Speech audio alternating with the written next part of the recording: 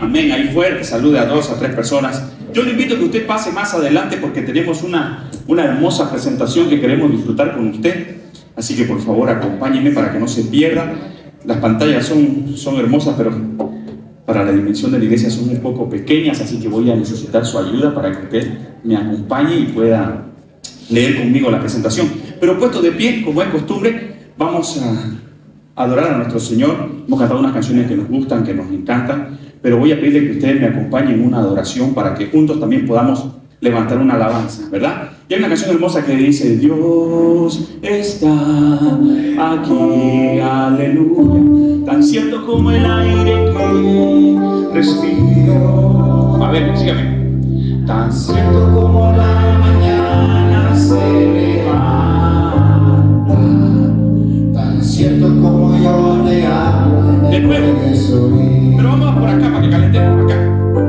Dios está aquí, aleluya, tan cierto como el aire que respiro, tan cierto como la mañana se levanta, tan cierto como yo le hablo. Ahora, ayúdenme acá y ganemos allá, levantemos las manos y declaremos: Dios está. ¡Qué bonito se ve! ¡Aleluya! Tan cierto como el aire que respiro, tan cierto como la mañana se levanta, tan cierto como yo le hablo y me puedes oír. Cierre sus ojos. Muévete en mí, muévete en mí. Declaremos, Señor. Toma mi mente y mi corazón, llena mi vida de tu amor. Muévete en mí, Dios Espíritu, muévete en mí. Muévete en mí, muévete en mí. Toma mi mente y mi corazón, llena mi vida de tu amor. Muévete en mí, Dios Espíritu, muévete en mí. Una vez más, muévete en mí. Muévete en mí, Dios Espíritu, muévete en mí. Den un fuerte aplauso al Señor. Oiga, qué bonitos cantan. Tome su asiento. Está bueno, el especial le da como para concursar. Así vamos a alabar a nuestro Dios, vamos a gozarnos. Si usted quiere seguir pasando un poco más adelante, bienvenido. Aprovechemos un poco las pantallas. De todas maneras, esta presentación, para el que la necesite, va a estar disponible. ¿Por qué? Porque he preparado, con la ayuda del Señor, un material interesante. Digan interesante. Eso, vamos a darle gracias a nuestro Dios. Unos anuncios pre-prédica. Se viene el Día de la Madre. Es el día jueves, si no me equivoco. Miércoles.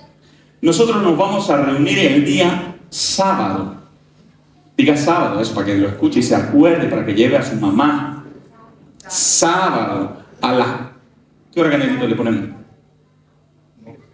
6, 7. A las 7 de la noche. 7 de la noche, como es sábado, es una hora prudente para que usted, mamá, se vaya simpática, hermosa, porque le vamos a tener una cena espectacular preparada. Hemos traído, por si acaso, ¿dónde es el lugar? Todavía lo voy a dejar al final. Gracias, Canelo, por adelantarme. Prepárese, estamos contratando un chef internacional para atenderla como usted se merece. Esa linternica que nos dieron le vamos a dar para llevar y prestar. Nosotros la vamos a atender como ustedes se merecen. Así que todas las mamás están invitadas cordialmente por parte de la iglesia el día sábado. Este sábado, ¿qué día es sábado? 30. Sábado 30, 7 de la noche. Lugar en el restaurante internacional Pollo Los Pioneros, ubicado en la avenida 3 Pasos al frente, entre cuarto y quinto anillo, ingresando 3 cuadras, 2 cuadras, ¿una? La he sentido mal. Una cuadra del cuarto hacia el quinto, usted va a ver ahí el letrero. Usted llegue, ingrese y siéntase como que va a ser una noche preparada especial para usted. Eso no termina ahí. El día domingo vamos a tener un día especial donde también le vamos a entregar a usted, mamá, un presente, ¿verdad? El domingo. ¿Para qué? Para que usted venga el domingo, porque todinas van a aparecer el jueves y para el domingo no vienen. Así que el presente es para el día domingo. El día domingo 31 vamos a tener también unos presentes para las mamás. Cuentan desde una semana de embarazo, entra como mamá. Así que usted entra, se registra, mamás ahí. Y también los especiales de los niños, las profesoras están preparando un evento hermoso para que usted como mamá también lo disfrute. Porque para nosotros los caballeros de la iglesia, un solo día de la madre no es suficiente. Como su linterna, eran de a dos. Pero como dijo Ronald, son demasiado útiles, las usamos, así que las agradecemos. Y como todos buenos caballeros, hombres que reflejan la personalidad y la mente de Cristo, las vamos a casar a ustedes, mamá. Denle un fuerte aplauso al Señor y ahora arrancamos con esto. Y como decía Fermín Zavala, que no es ninguno de nuestros parientes, acomódense y comenzamos. ¿Ok? Vamos a hablar sobre uno de los autores del Nuevo Testamento que tiene más cartas escritas a un grupo de personas. Y esa persona se llama... A ver, de nuevo. Y esa persona se llama Pablo. Pablo es uno de los varones apóstoles levantados por el Señor para predicar el evangelio sin mancha. Un evangelio del nuevo pacto tan claro, tan aurifulgente, como dice el pastor, tan inocuo, no contaminado, de tal manera que si nosotros leemos sus cartas vamos a poder ser edificados. Por eso en la mañana de hoy la hemos denominado el mensaje cirugía apostólica. Hay moveres donde todos queremos llamarnos apóstoles, otros profetas. Ya hemos debatido sobre esos temas, hemos construido sobre eso. Si usted no lo ha visto, no nos ha acompañado, están los videos en las redes sociales, en la página de Facebook, en la página de YouTube. Usted puede seguirnos y darse cuenta que la edificación apostólica es un trabajo que hacemos todos, para que todos lleguemos a la plenitud del conocimiento de Cristo, hasta que todos lleguemos a la estatura de un varón perfecto, no hasta que yo llegue primero y ustedes después. Esta es una carrera en la que estamos todos. Diga todos. Si usted siente que es más espiritual que su hermano menor, entonces usted no está siendo tan espiritual como usted cree, porque no está ayudando a crecer a su hermano. Por eso Pablo decía, no dejemos de congregarnos como algunos tienen por costumbre. Y dice la palabra también en Efesios que Él dio dones y dio ministerios. Lo sabemos, los 5 ministerios. Esos 5 ministerios los dio para que se distribuyan en la iglesia, que es usted y que soy yo. Para que a partir de estos 5 ministerios que se desarrollan en la iglesia, podamos ser edificados todos. Ahí hay pastores, apóstoles, profetas, maestros, evangelistas que necesitan empezar a demostrar el conocimiento que Dios ha depositado en usted, para que todos podamos aprender de ello, caminar sobre esa verdad y crecer. Esto no se trata de conocimiento bíblico. El conocimiento de Cristo no es equivalente al conocimiento bíblico. El conocimiento bíblico es importante porque todo lo que usted vaya aprendiendo y recibiendo de parte de Dios, usted lo va a juzgar ¿con qué? Con la Escritura, con la palabra de Dios. Por eso es que a Dios le plació levantar un hombre como Pablo para que redacte la mayor cantidad de cartas y de libros que están escritos en el Nuevo Testamento, para hacer un ejercicio metodológico. Vamos a encontrar las cartas, no importa el orden cronológico, pero de las cartas que escribió Pablo. En el orden canónico, ¿sabe qué es canónico?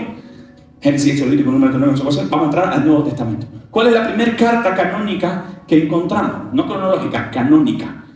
En el Nuevo Testamento. Es el libro de Romanos. Y luego de Romanos encontramos 2 cartas importantes que es la que vamos a centrarnos hoy. La primera carta, ¿a quién? A los. Y la segunda carta, a los Corintios. Después, ¿qué otra carta escribió Pablo? Vamos contando, ya vamos 3. Después viene Gálatas, canónicamente. Después, Efesios. Después, Filipenses. Vamos. Colosenses. Primera y segunda carta a los tesalonicenses. Mire, están de 8 y de 9. Pero para que usted lo sepa, en la versión cronológica está Gálatas, primera y segunda de Tesalonicenses, como segunda y tercera, pero acá está como 9. Después de Tesalonicenses tenemos,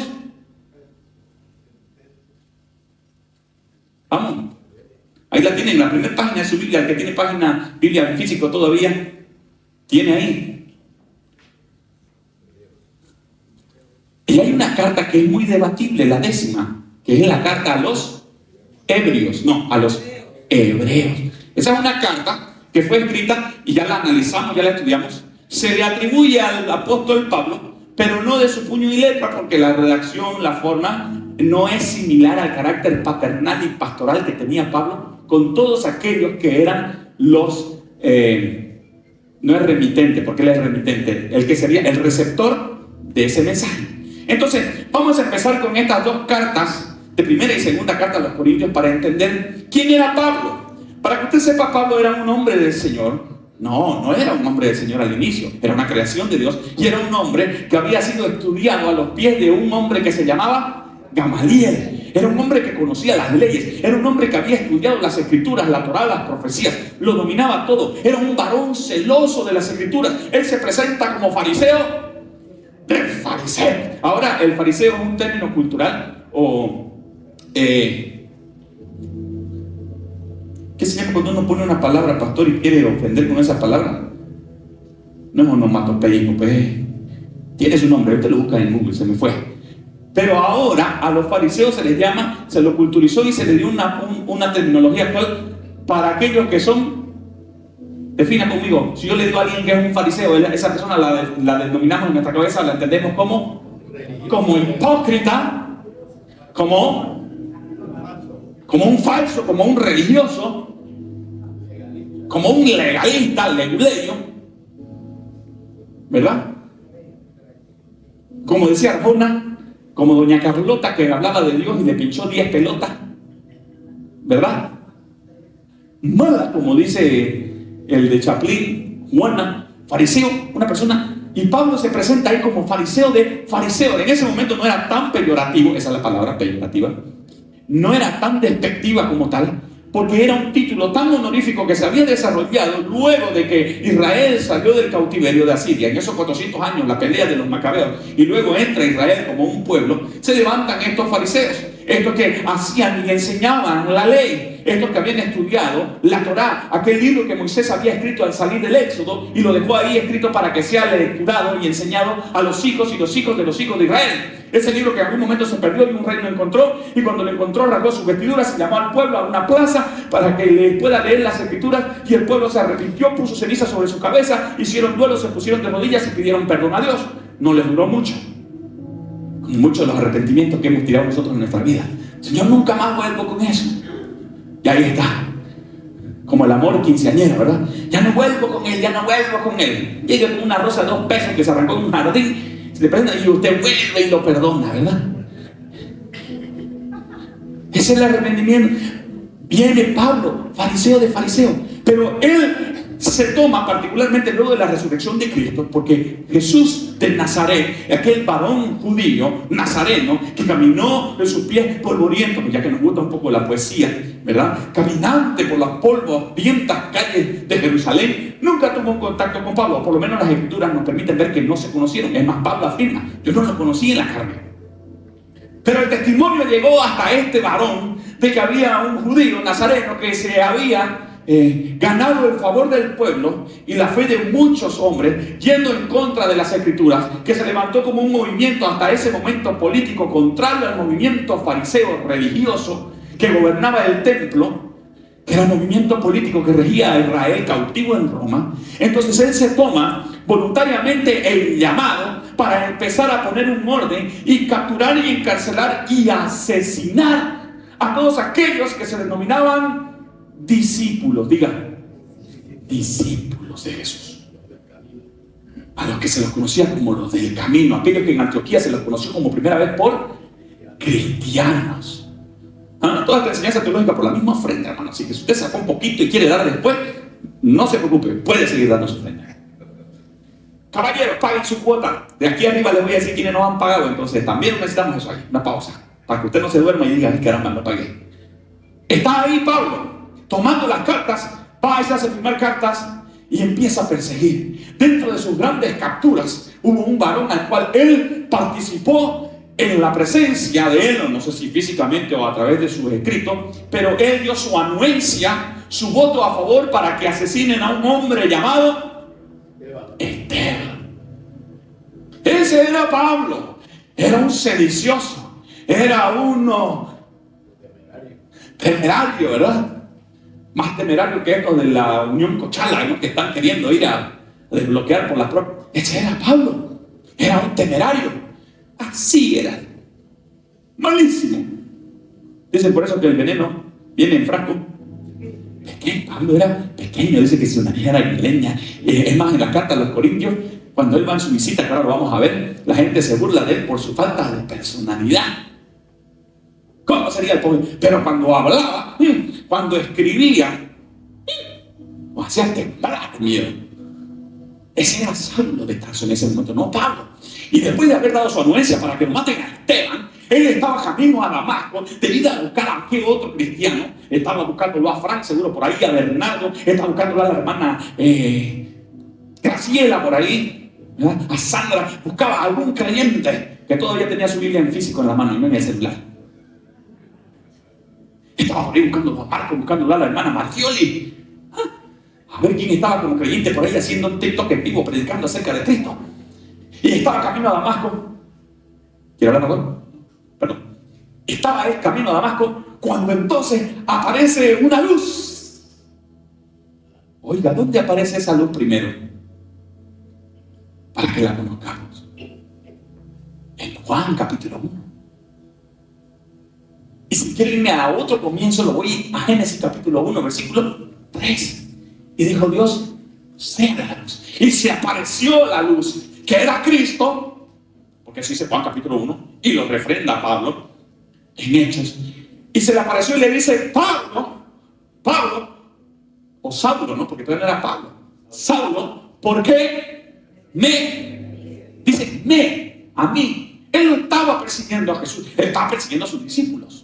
Él estaba persiguiendo a todos aquellos que teóricamente iban contrario a lo que él creía que los fariseos habían enseñado y a la ley que Moisés había dejado escrita en Tabara, más otras 613 leyes que ellos se habían interpretado, no iba a decir inventado, interpretado.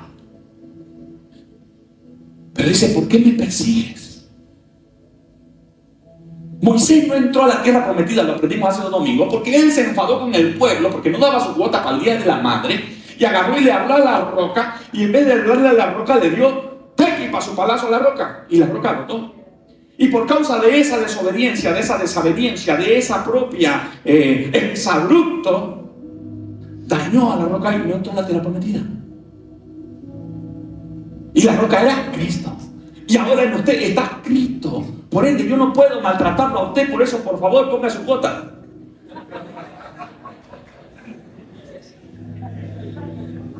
No, porque en usted está Cristo.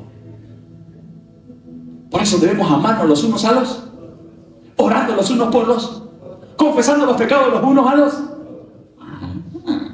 Venga, siéntese, le voy a contar mi pecado. Para que usted ore por mí. Y cuénteme los suyos para que yo ore por usted. Estaba camino a Damasco, se aparece la luz, ¿por qué me persigue? La iglesia de Cristo. Y él dice, tiene una conversación, y usted quiere saber qué dice, lea la Biblia. Y luego de que tiene su conversión en Damasco, pasaron 22 años. 22 años. ¿Cuántos años cumplió Fernanda? 22 años. Para que tengamos una perspectiva de cuánto tiempo pasó desde su conversión y su encuentro con Dios en Damasco, para que él pueda escribir la carta a los Corintios. Ya era un hombre formado, ya era un hombre establecido, ya había pasado por varias situaciones. ¿Qué situaciones? Pablo, antes de escribir Primera de Corintios, ya había escrito Gálatas y ya había escrito Primera y Segunda de Tesalonicenses. Ya había tenido algunas peleas, ya había sido formado en el desierto de Arabia. Gálatas 1:17, rápido, alguien que tenga su Biblia ahí para que leamos conmigo. Gálatas 1:17, para que no el pastor nos cuente historias ahí que no las sabemos y no las creen. Gálatas, Efesios, Filipenses, Colosenses, Primera y Segunda Tesalonicenses, ahí está, en la mitad del segundo compendio de la Biblia que usted tiene. Gálatas, ¿quién lo tiene rápido? Carrera bíblica. Gálatas 1:17. Y no fui a Jerusalén a los que eran apóstoles antes que yo, sino que fui a Arabia y volví de nuevo a Damasco.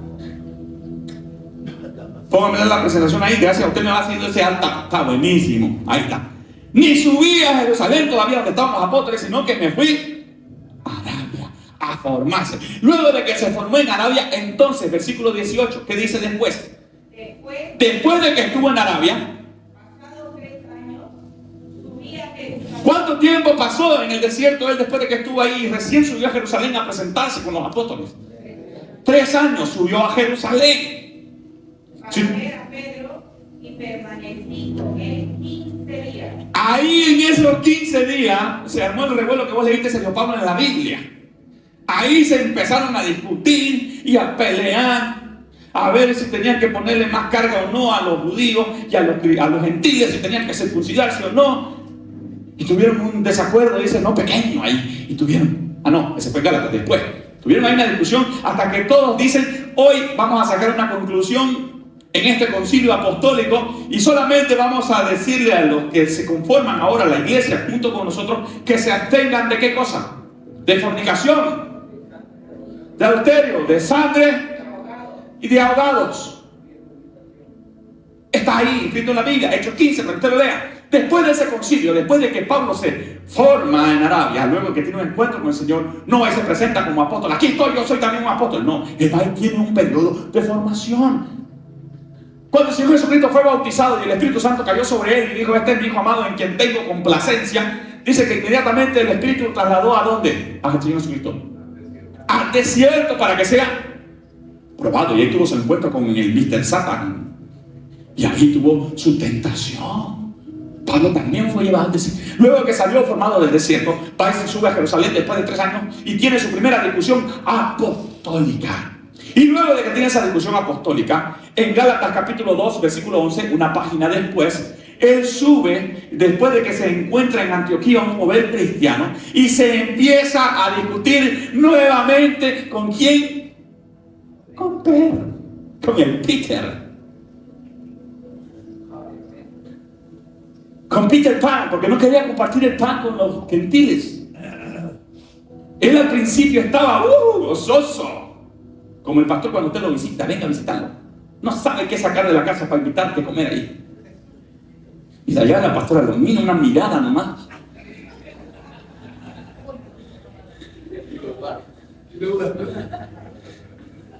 Venga, para que usted experimente la mirada y la atención.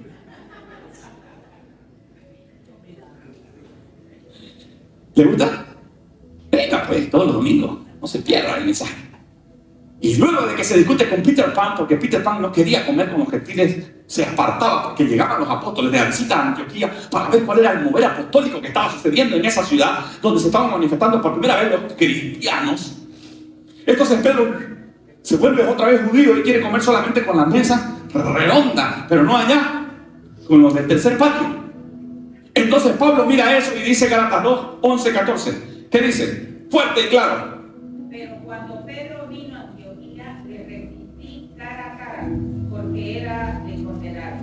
Pues antes que viniesen algunos de parte de Jacobo, comía con los gentiles, pero después que vinieron, se retraía y se apartaba, porque tenía miedo de los de la circuncisión. Era mucho Pedro, ¿no? Ya había tirado su mensaje Pedro de 3.000 y 5.000 almas.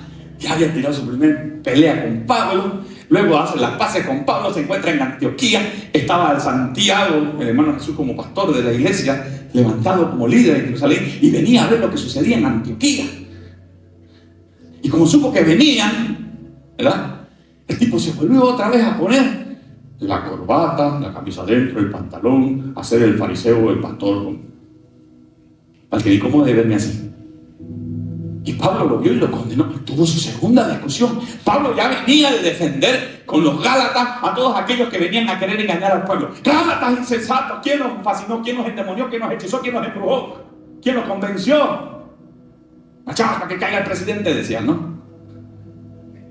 Paquetazo de leyes. Y Pablo fue y peleó con eso. Después con los tesalonicenses que decían que el cuerpo no importaba porque la resurrección no existía. Entonces fue él y predicó acerca de la resurrección de Cristo y del arrebatamiento. Y todo lo que conocemos acerca del arrebatamiento y de la venida de Cristo está enseñado en Tesalonicenses. Ya había escrito Tesalonicenses. Y luego se va a Listra. Hechos 14, 19. Lo apedrearon, escapó de la persecución y le tiraron una tunda. Lo agarraron a pedrazo. No como al ministro Zamora anoche, porque dice que es falsa esa foto. Hasta de noticias le voy dando unos tips aquí. Pero le tiraron una demonia al pobre, que lo dejaron creyendo que estaban medio muertos. ¿Qué dice Hechos 14, 19? Entonces vinieron unos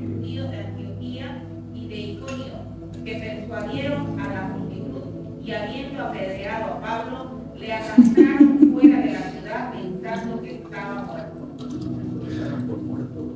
Esos que andan tirando su piedra por Facebook y por TikTok, ¿cuántas casas tiene el pastor? Una, y ni siquiera es de él porque la alcaldía no le pasa la transferencia. ¿Cuántas casas tiene el pastor? Eso. Que Pablo venía de esa formación. Entonces, después de estar en esa pelea, en esa formación, me la ponen otra vez la presentación, Daniel, ahí, porfa. Estoy pasando aquí. Entonces, viene una última pelea con Bernabé, que era su compañero, su misionero, su copastor, a causa de un joven que se llamaba, a ver, para adivinanza, aunque sea, ¿qué se llamaba el joven por cual Bernabé y Pablo discutieron? ¿Sí? Por un regalo para una madre soltera. No, también tiene regalo a la madre soltera. Vamos. No. Casi. Juan Pablo es de Ringo. Juan Marcos. No vuelquen la cámara para que no le dé vergüenza. Tienen que saber los nombres. Con Juan Marcos. Porque ese era jovencito todavía. Y no quiso ir con Pablo. Y se enojó Pablo y le tiró una reprimenda y vino Bernabé. No, al muchacho no. Me imagino, la Biblia no dice eso, pero dice que tuvieron una discusión. Y entonces agarró y Bernabé dijo, entonces yo me voy con Juan Marquito. Y vos te vas a ir solo. Pero que Pablo se lo llevó a... Busque su Biblia. Tan. Contemple esa. Tito, Timoteo era su compañero. Tuvo su discusión. ¿Quiere saber dónde está esa discusión? Porque a usted le gusta el chisme. Hechos capítulo 15, versículo 36. Se lo voy a leer rapidito yo. Hechos capítulo 15, versículos. ¿Dónde está el 15? Versículo 36. Y dice así. A ver. Y Pablo y Bernabé continuaron en Antioquía enseñando la palabra del Señor y anunciando el Evangelio con otros muchos. 36. Después, algunos días, Pablo dijo a Bernabé, volvamos a visitar a los hermanos en todas las ciudades en que hemos anunciado la palabra del Señor para ver cómo están. Y Bernabé quería llevar consigo a Juan, el que tenía por sobrenombre Marcos. Pero a Pablo no le parecía bien llevar consigo al que se había apartado de ellos desde Panfilia. Flojo el cunuque. Y no había ido con ellos a la obra. Y hubo desacuerdo entre ellos que se separaron el uno del otro. Bernabé, tomando a Marcos, navegó a Chipre, y Pablo, escogiendo a Silas, ¿para dónde se fue? Salió encomendado por los hermanos a la gracia del Señor y pasó por Siria y por Cilicia. Hay discusiones. La Biblia no los esconde. Hay situaciones que ameritan, pero eso no impide que el Evangelio siga siendo predicado. Hay una falta de madurez, hay una falta de conocimiento, una falta de entendimiento. Ambos tenían sus razones, válidas todas. Queremos agarrar un bando. Eso pasó con los corintios. Unos decían, yo soy de Apolos. No, ¿por qué? Porque Apolos parece que era más elocuente, parece que tenía más pinta y más facha como el del pastor Juan. Otros eran de Pablo. Nosotros somos de Pablo, decían otros en Corintios, ¿verdad?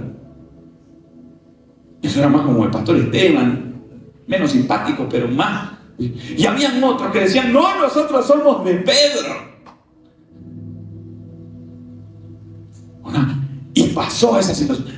Entonces, después de todos esos acontecimientos que pasaron a lo largo de los 22 años, desde que él fue encontrado por el Señor allá en el camino a Damasco, 22 años, y escribe la primera carta.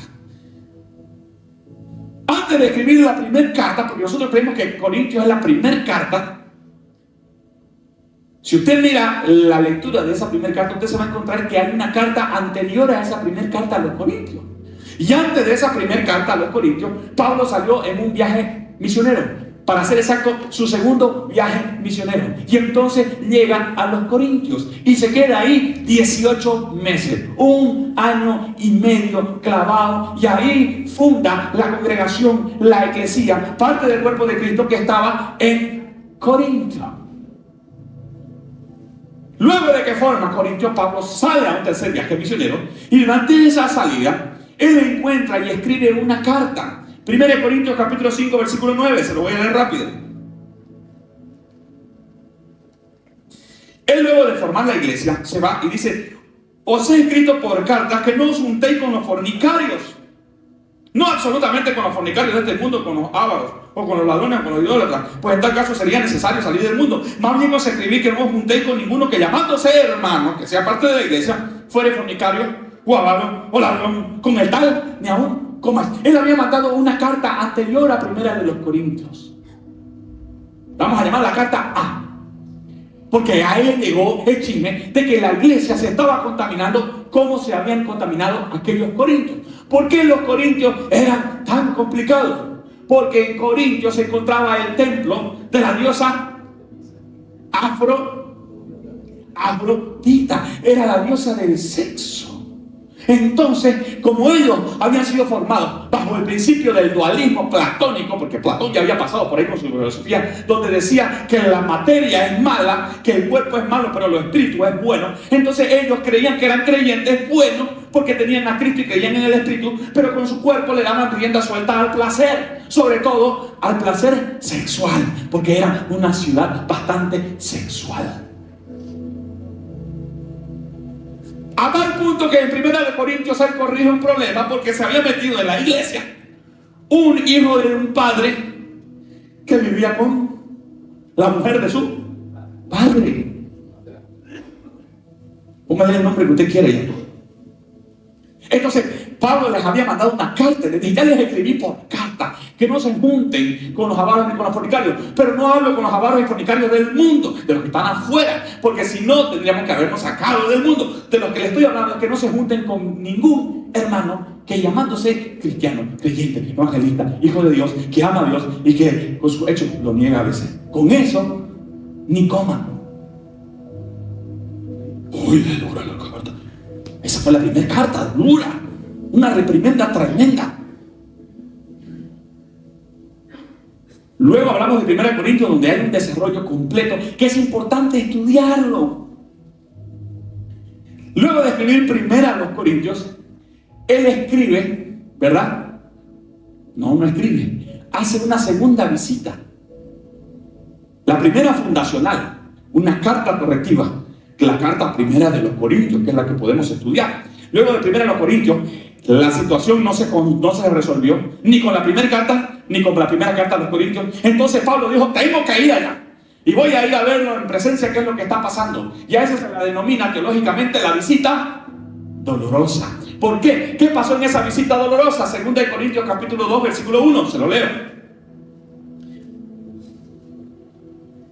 Esto pues determiné para conmigo no ir otra vez a vosotros con tristeza. Él ya había ido una vez. ¿Qué pasó en esa ida con la tristeza? Separaron los líderes que se habían metido a la iglesia, ¿verdad? Y empezaron a avergonzarlo a Pablo y a decirle quién era él, que ni presencia tenía, que su forma de hablar no era tan buena, que solo escribía. Y le empezaron a acusar que él se llevaba la plata que daban ahí. Entonces Pablo no pudo hacer nada porque le taparon el hocico al pobre Pablo ahí con la discusión, con la pelea. Y nadie de la iglesia se levantó a defenderlo.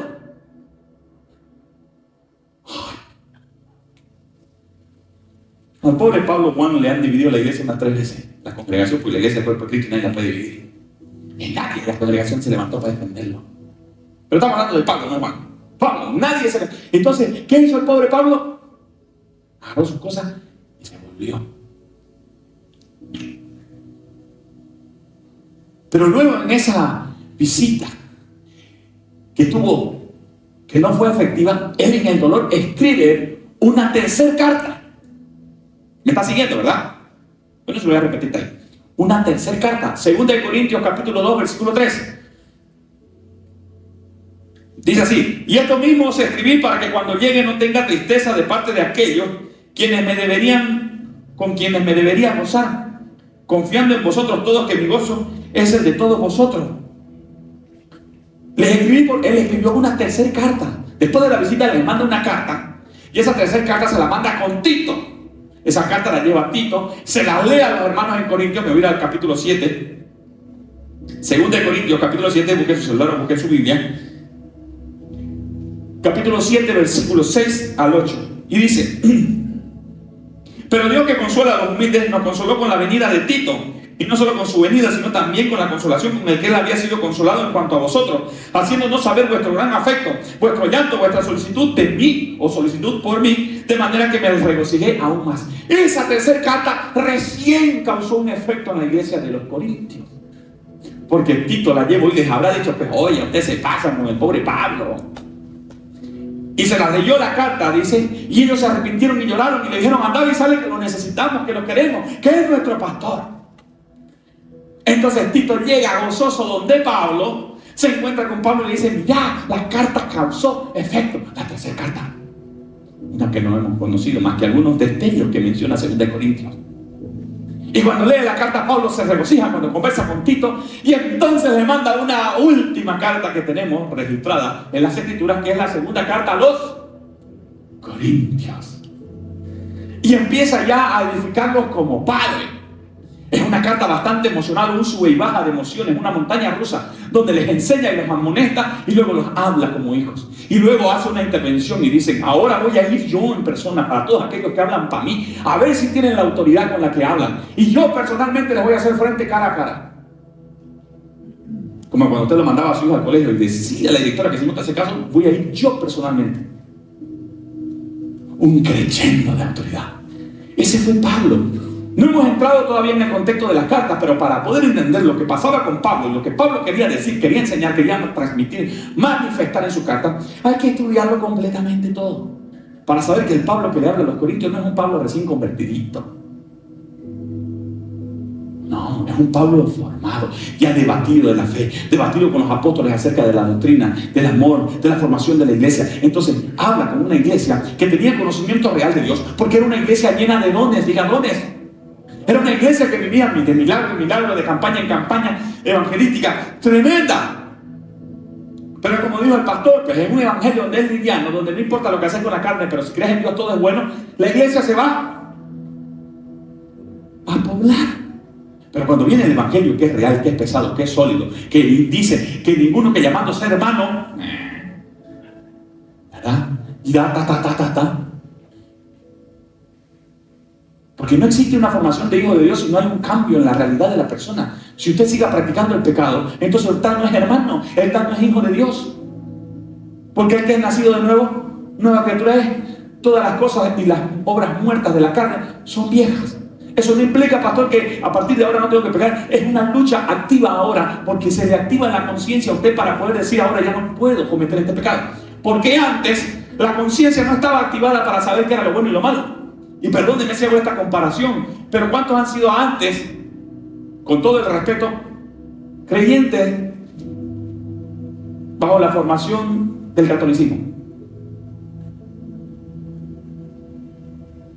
Tenemos de dos nacionalidades distintas. Voy a preguntarte, William, ¿cuándo eres católico? Pareciera como que estuviéramos hablando de otra persona, ¿no? Pero nací de Cristo. Cuando tenías esa formación católica en la mente como formación, ¿cuál era el principio de lo bueno y de lo malo? O sea, ¿qué te llevaba del cielo y qué te mandaba al infierno? En el catolicismo se ve mucho que por obras, por las obras que tú hagas, puedes estar ganando el cielo, porque estás ayudando al hermano. Esa sería una de las obras. ¿Y qué te mandaba al infierno? Bueno, buen punto. El desprenderse de son los 10 mandamientos. Pastora, por allá, usted, ¿qué le mandaba al cielo y qué le mandaba al infierno?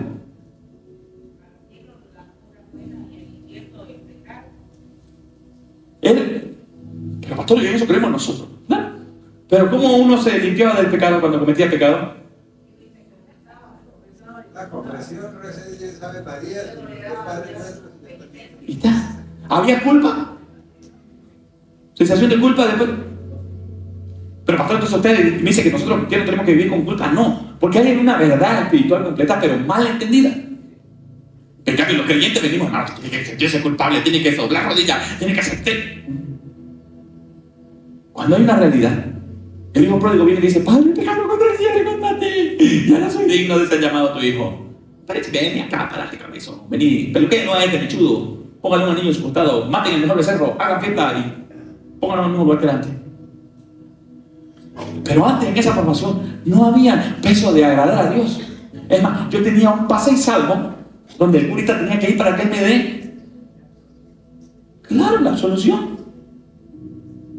Buena palabra, gracias, la absolución. Tenía que ir a él y él me absolvía de mis pecados. Yo le caía al curita cuando me absolvía, ¿sí o no? Claro. Porque era el enviado de Dios. Lo bueno es que ahora nosotros sabemos que el curita no es el que nos absorbe, sino que Cristo nos absolvió de todos nuestros pecados cometidos y por cometer todavía. Las consecuencias del pecado ya la quitó, la mató. El pecado sigue ahí y es con el que tengo que luchar. Pero la consecuencia del pecado, que era lo que me mandaba al infierno, ahora ya no está, porque no hay condenación para los que estamos en Cristo Jesús. A ver, díganme de nuevo. Voy a hacer. Porque ahora no hay condenación para los que estamos en Cristo Jesús. Eso. Aunque sea pinja, Dios. El pecado sigue, no se murió, el pecado está ahí. Pero ahora la conciencia se activó para que yo pueda luchar con ese pecado. Antes, yo me rendía al placer del pecado y iba donde el curita y le decía, Padrecito. Porque mi conciencia no me permitía, antes de cometer el acto, confrontar el pecado. Luchar con el pecado. Por eso Pablo aconseja, dice, huye de las pasiones juveniles. Y no habla de la sexualidad en esas pasiones juveniles que uno lo entra como si huye de la fornicación y de la... No.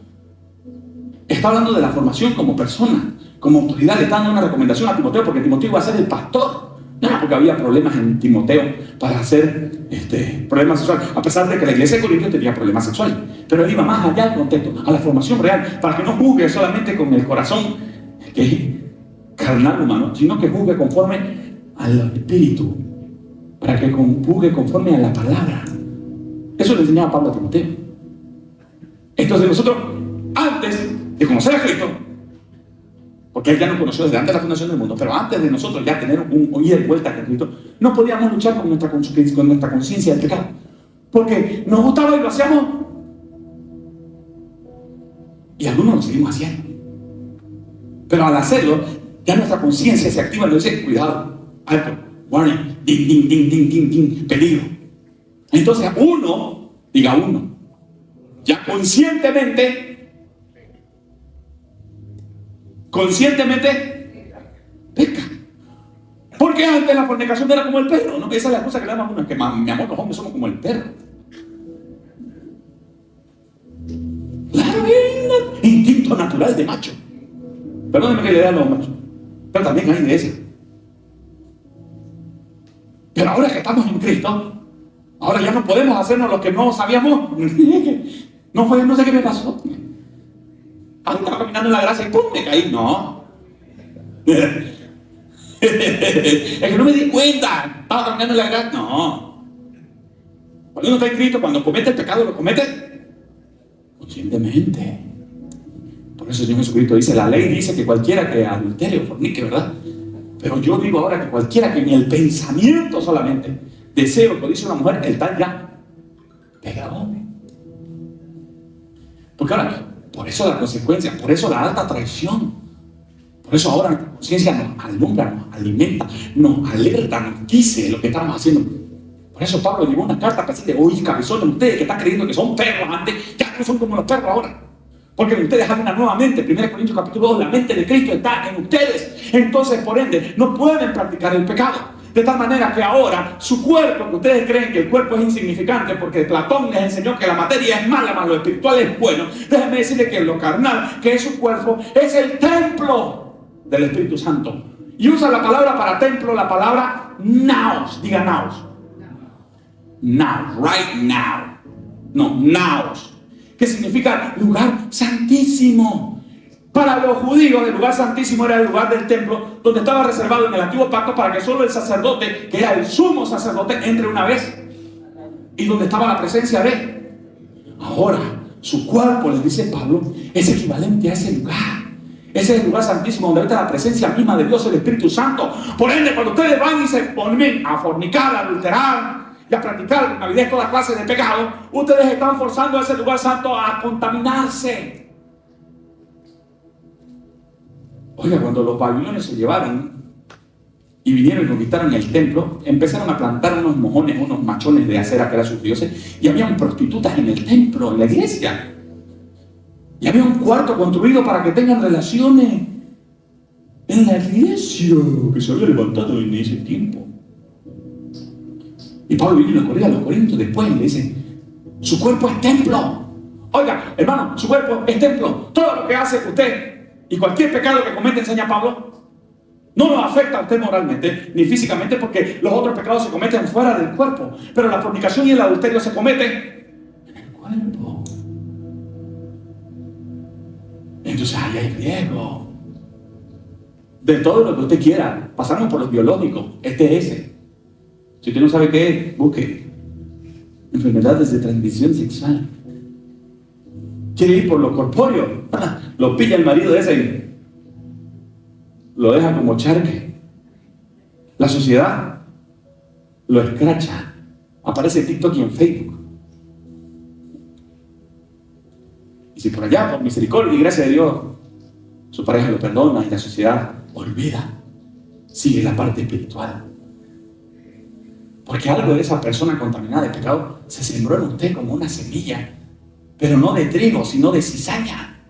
¿Y sabe qué? La cizaña, si usted la corta con el trigo y la muele, la cizaña se vuelve veneno. ¿Sabía eso?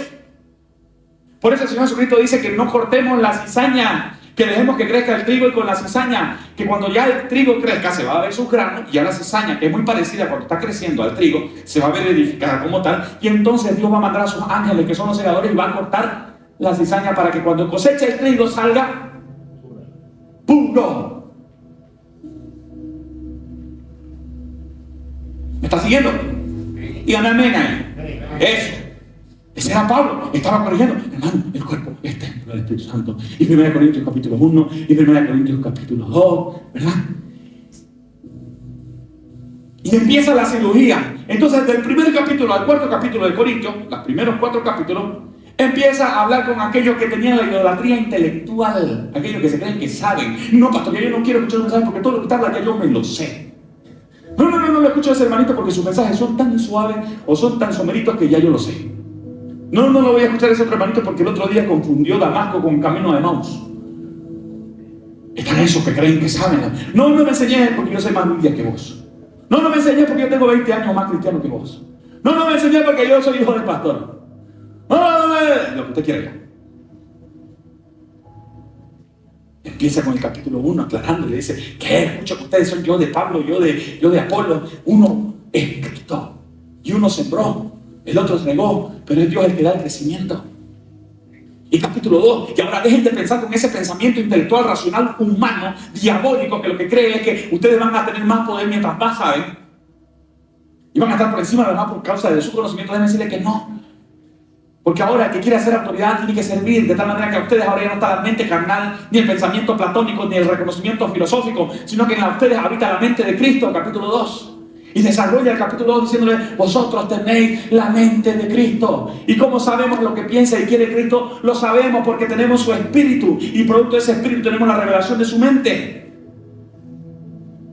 Y capítulo 3 sigue hablando, y capítulo 4, y luego entra y empieza a corregir la inmoralidad. Capítulo 5, capítulo 6, y empieza a hablar de que el cuerpo es templo del Espíritu Santo, lo que estábamos debatiendo, que es naos el lugar. Y luego del capítulo 7 al capítulo 10 da recomendaciones de estado civil, y no solo de soltería, ni de casado, ni de divorciado, sino también de la formación interna que tiene que haber y el amor entre los hermanos. La primera carta a Corintios, capítulo 6, es una de las cartas más difíciles de leer, porque si se predica de aquí, hermano, saca roncha. Si sale por Facebook, todos nos escriben y nos insultan y nos mandan al infierno, porque es una carta bastante dura. Empieza diciendo: no hay entre ustedes hombres espirituales que juzguen dentro de la congregación, que tienen que ir a denunciarse a las leyes, que tienen que ir a buscar jueces y magistrados para que juzguen lo que sucede aquí en la iglesia. Así. ¿O es que ustedes no saben que ustedes han de juzgar a los ángeles?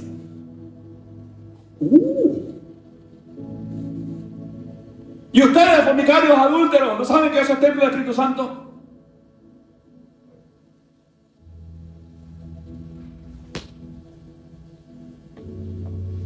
O sea, pastor, yo no tengo que ir a buscar a un juez. Por eso les doy un mensaje difícil. Yo no le voy a dar respuestas desde aquí arriba porque de seguro nos parcializamos. Pero el Señor Jesucristo dice que hay aquí alguien que juzgue, que medie, y que los creyentes debemos perder, porque la ley, la legislación a la cual vamos y acudimos, que son los jueces y los magistrados, es una ley que está basada en la venganza y en el revanchismo. No, pastores, es en la justicia, y en la justicia no. Es que la justicia, pastor, es que si alguien me robó, tiene que pagar. Eso es justo. Esa es una justicia legal, pero basado en la venganza. Porque la justicia que es de Dios se basa en Él. Se basa en Él. Se basa en Él. No lo quiere decir, no. Perdón. A ver, recuerde quién le debe plata ahorita. A ver, solo haga un ejercicio. Y no le paga hace rato. Perdónelo, a ver, ya te perdono la deuda. No, como un suavecito, pastor. A ver, ese que te vendió los 2 lotes inscritos en derechos reales, Canelo. Y tuvieras que haber decidido perdonarlo y perderlo. No, ni idea, es patrimonio, es plata, pastor. Por eso tiene que trabajar. Yo no digo que lo que está bien o está mal. Estoy hablando de lo que Pablo enseñó a la iglesia. Y me toca decirlo. Porque entonces, ¿qué testimonio? ¿Cómo vas a juzgar a los ángeles si las cosas terrenales no las podemos juzgar?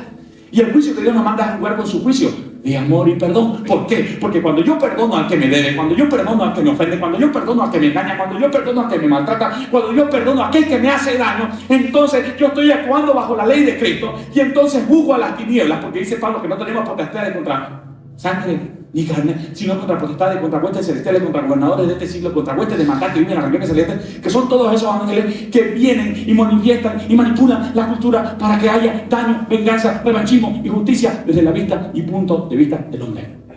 Pero cuando yo lo perdono, entonces estoy anulando y estoy decretando que todo lo que levantó ese ángel caído, aquel movimiento espiritual que va contra el principio de Dios, yo puedo mostrar a Cristo porque Cristo nos perdonó y se entregó a sí mismo por causa de nuestro pecado y murió por nosotros, por nuestra condición pecaminosa, por todo el daño que le habíamos hecho. Nosotros fuimos la causa de su muerte y Él murió y resucitó y nos perdonó y nos dio vida y nos dio salvación y nos metió al trono y nos hace participantes de su gracia y de su misericordia, y para Él hay sanidad y para nosotros también.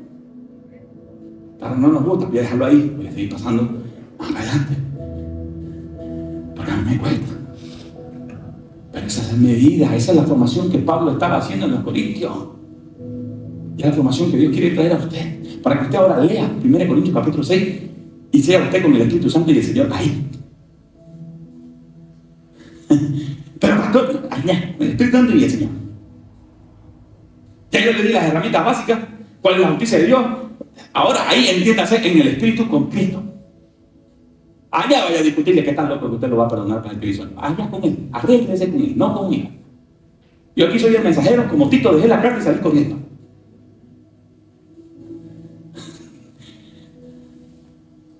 ¿Cuántos aman al Señor? Levante su mano. Eso. ¿Cuántos conocen a Dios? Levanten su mano. ¿Y a cuántos de ustedes creen que Dios conoce? Oh, a todos. Bien. Eso es seguridad. Pero díganlo fuerte. ¿A cuántos los conoce? Porque dice que a los que antes conoció, a eso los predestinó. Y a eso que predestinó, a eso los llamó. Y a eso los preparó. Y a eso los edificó. Y a eso los envió al mundo para ir y predicar. Esa es la carta. Luego en el capítulo 11 al 14 empieza a corregir el movimiento litúrgico carismático, el egoísmo de la cena del Señor. El pastor nos enseñó que si comíamos de la Santa Cena indignamente, algunos podríamos dormir eternamente. No, hasta que Cristo venga, pues no nos levante. Pero ¿qué pasaba? ¿Cuál era el problema?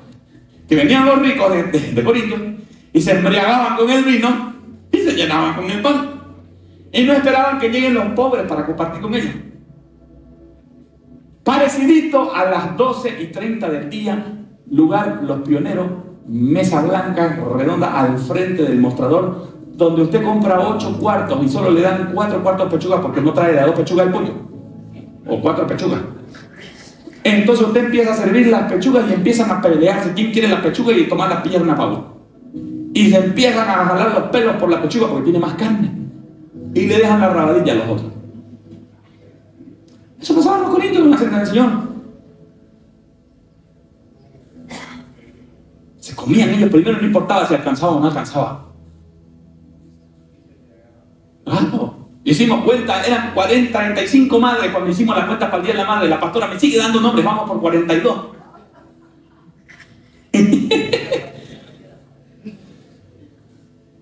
Ya no me dé más nombres, pastora, le decía. Entonces la pastora, en el amor del Señor, dijo: yo lo dono el mío. Perdónenlo porque no hay más. Pero eso era lo que tenía que pasar en la cena. Pero nadie decía: yo dono mi pan y mi vino. Nada, es el mío. Yo llegué primero. Yo me lo gané. Yo me lo merezco. Yo que soy el hijo del pastor. Y luego en el capítulo 15 corrige una herejía catológica. Finalmente, y les dice otra vez: Corintio, allá el mundo practica y fornica con el pecado. Ustedes son otra creación. Tienen otra naturaleza. Participa Cristo en ustedes. No lleven a forzar el lugar santo, que es su templo, a contaminarlo con el pecado. Pastor, ¿es lícito tomar cerveza? Pastor, ¿podemos escuchar música mundana? Pastor, ¿podemos bailar? Pastor, ¿puedo tatuarme? Pastor, ¿me puedo divorciar?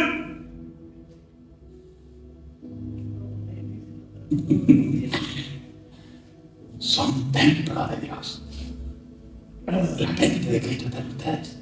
Cada uno juzgue conforme Cristo le da la medida de conocimiento en su conciencia. No saque su piedra apostólica y le diga: ¿quién dijo que te puedes divorciar? ¿Quién dijo? La palabra dice que el que se casa con una divorciada. ¿Quién le dio autoridad a usted? No, ahora que ya no te puedes casar con nadie porque la vida lo dice. Cada uno, antes de juzgar a otra persona, dijo el Señor Jesucristo, antes de sacar la paja que hay en el ojo de tu hermano, saca. ¿Qué es una viga? Todo donde están esos floreritos, a ver, esa es una viga. Imagínese esa viganga que usted tiene en su propio ojo. Dios no nos puso aquí para juzgar, nos puso para edificarnos con amor. Y a través de la palabra apostólica dar dirección doctrinal, pero con amor, no con juicio. Para a través del ministerio profético declarar el camino del Señor con claridad profunda. Para que a través del camino del Maestro podamos enseñar y ministrar con amor al Cristo resucitado, glorificado, ascendido y impartido en nosotros. A este micrófono, bájale el volumen. Aquí dice, hermano, ahí. ¿Qué más estoy viendo? Aquí es pastor. La palabra del pastor es curar, alimentar, llenar de miel una visita para que no se llene de mosca. Y los pastores son ustedes, no es ni yo. Está en usted, ministerio pastoral. Sacerdote, nación santa, pueblo adquirido por Dios. ¿Y qué es lo que quería entonces edificar Pablo? Primero, una iglesia cristocéntrica, que la cruz no es el ídolo que nosotros tenemos colgado en el pecho o en alguna cosa, sino que la cruz representa algo más que el madero donde Cristo murió, sino que representa el lugar donde nosotros fuimos redimidos y perdonados por causa del sacrificio de aquel hombre que vino aquí, se hizo 100% hombre y pagó el precio de la condenación que nos tocaba recibir a nosotros. Por ende, ahora ya no hay condenación para nosotros, porque la cruz nos abrió el camino libre, amplio, dice Hebreos, para que nosotros podamos entrar ahora a esa gracia inmarcesible, a esa gracia inagotable. Por ende, no es que caemos de la gracia, porque la gracia es infinita para nosotros.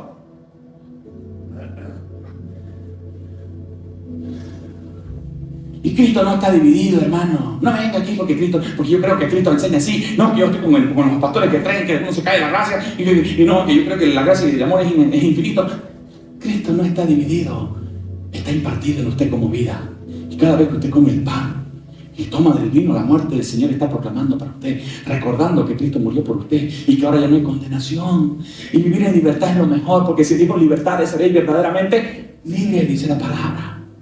Y ahora somos libres. ¿Cuántos son libres aquí? Amén. Libre soy. Cristo rompió las cadenas y me liberó. Y ahora me dio una nueva conciencia por la cual yo puedo ver y aprender de Él. También nos enseñó que somos nación santa, pueblo adquirido por Dios, que nuestro cuerpo es el templo del Espíritu Santo. Por eso hay que cuidarlo, no hacerlo de 2 pisos.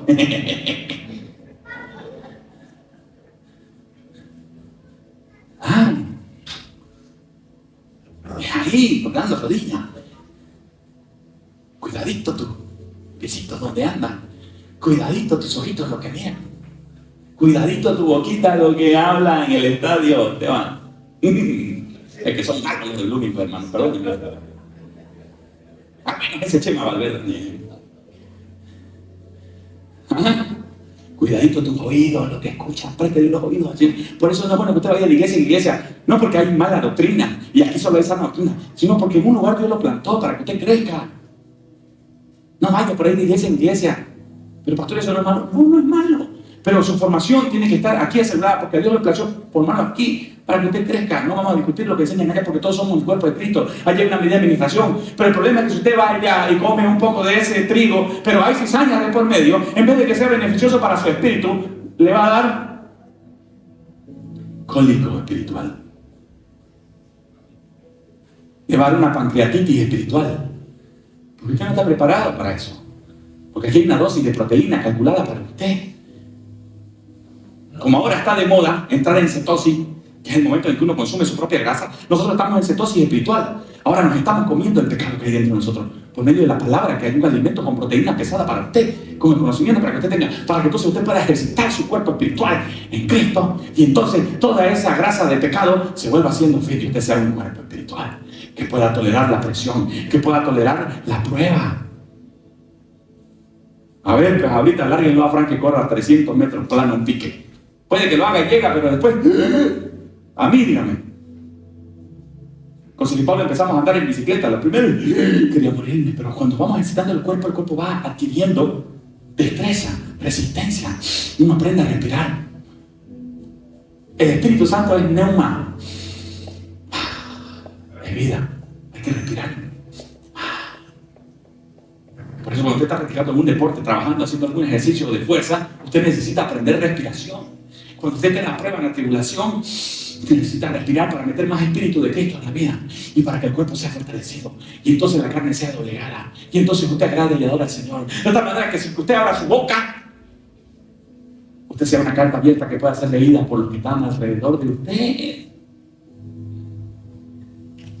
Y en vez de estar como el hermano Ringo cada vez que va a un lugar poniéndole apodo a todo el mundo diciendo, mira, ahí está tal. Tal hermano hace catapora. No. En vez de ver parecido con el mundo, empieza a decir, si Dios haya sido, si Jesucristo lo haya conocido, haya tenido, yo creo tus ojos, Canelo, tu corazón. Hermana Lady, su sinceridad, yo creo que Dios haya amado con esa sinceridad que usted tiene. Haya querido entregar todo como el pastor cuando usted lo visita, todo. Y nos haya cuidado con ese celo que tiene la pastora.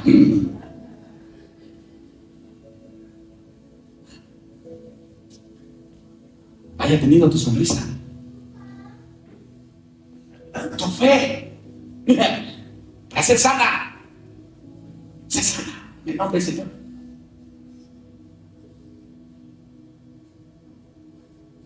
Levanta su mano. Adoremos al Señor, porque Él es bueno,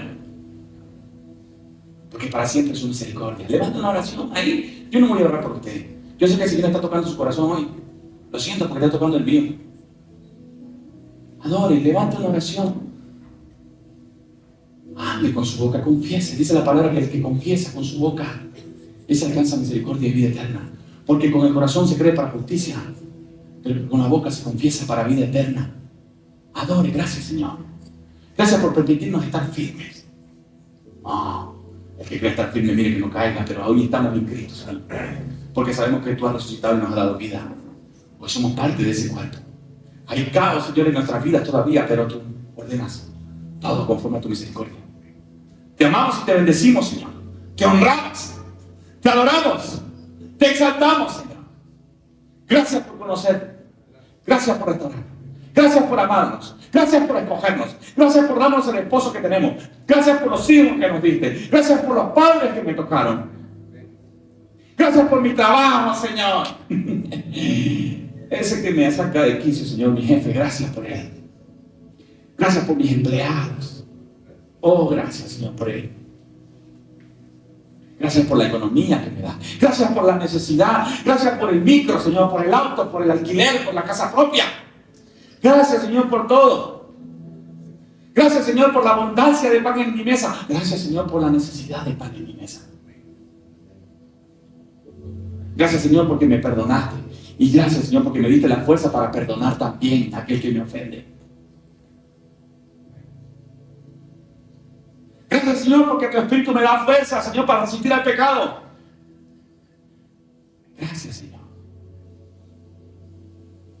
Gracias. Te amamos. Te bendecimos. Te damos toda la gloria y toda la honra. Te alabamos en el nombre del Padre, del Hijo y del Espíritu Santo. Y la iglesia dice: amén. Gracias.